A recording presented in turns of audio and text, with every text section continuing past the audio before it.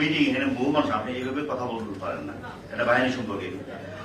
ওনার জিসানের বাবার মামলা হচ্ছে ঢাকায়, কথাটা বুঝতে হবে।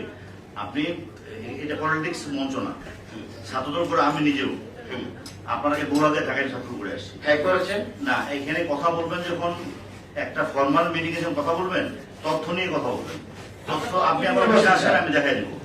আমরা তথ্য নিয়ে বলছি স্যার, সিস্টেম বিষয়ে আমরা তথ্য দিয়েও আমরা অনেক সময় কোনো ভূমিকা পাই না।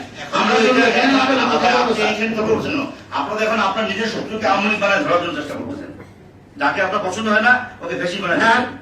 যারা মামলার আসামি ওদের গ্রেপ্তার চাই স্যার। আরে মামলার আসামি কাকে গ্রেপ্তার করবেন? আপনি মামলার আসামি, আপনি মামলার আসামি গ্রেপ্তার করবেন না কাকে গ্রেপ্তার করবেন? আপনি এই ফর্মাল মিটিং কথা বলছেন কি জন্য? এটা তাহলে স্যার কোথায় বলবো আমরা? আপনি আমার অফিসে আসেন।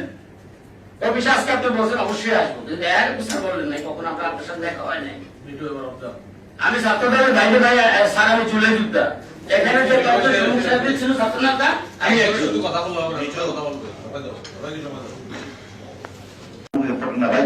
আগে একটু কথা বলাকে চিন্তা করবেন। আপনি কোন ধারণ ক্ষমতা কত? আমি 2টা প্রকাশ কিন্তু রাখতে পারবেন। কথা বলাকে চিন্তা করবেন। কি বলতেছেন?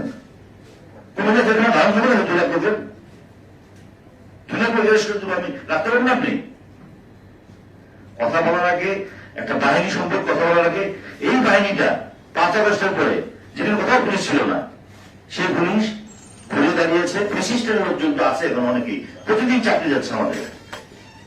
আমরা এবার জাতীয় নির্বাচন করে হয়ে নাই, জাতীয় নির্বাচন হয়েছে না, এখানে নির্বাচন কি সুষ্ঠু হয় নাই?